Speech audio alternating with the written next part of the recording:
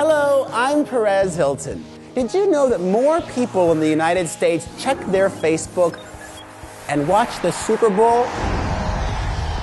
than exercise their right to vote? We've got some serious issues to deal with. So how come so many of us don't even bother to vote? Is it because we don't care? Or maybe it's because we don't know our history.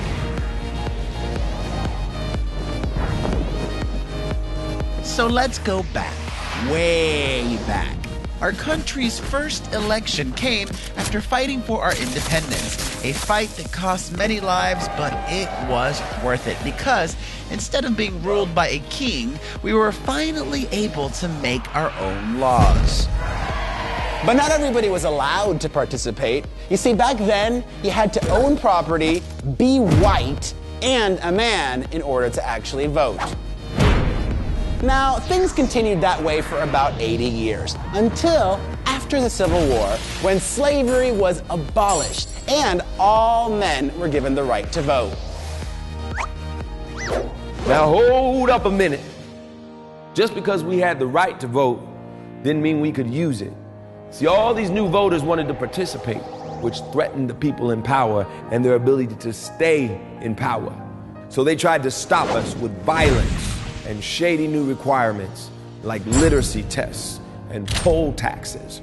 We had to fight for nearly 100 years before the Voting Rights Act passed, which finally outlawed these dirty tricks. And you weren't the only ones that had to fight for your right to vote.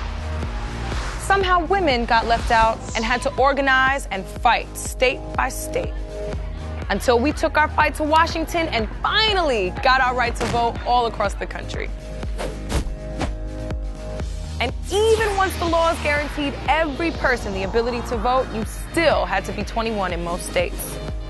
So when our government began drafting people under 21 to go fight in Vietnam, they realized their lives were at stake and they had no say.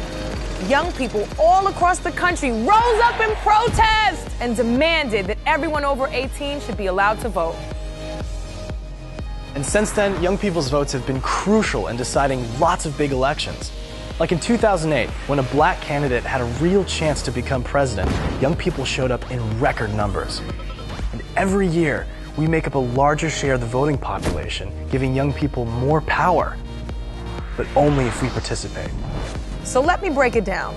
Together, there is so much we can decide, like whether or not we should go to war, or how we spend our money, and how we power our lives. We can determine who has the right to marry, and who has the right to choose, what possessions should be outlawed, and whether or not we should legalize. It's up to you to make your choices and shape our future. If we sit on the sidelines, then others will make it work for them instead of us. So let's make our voices heard.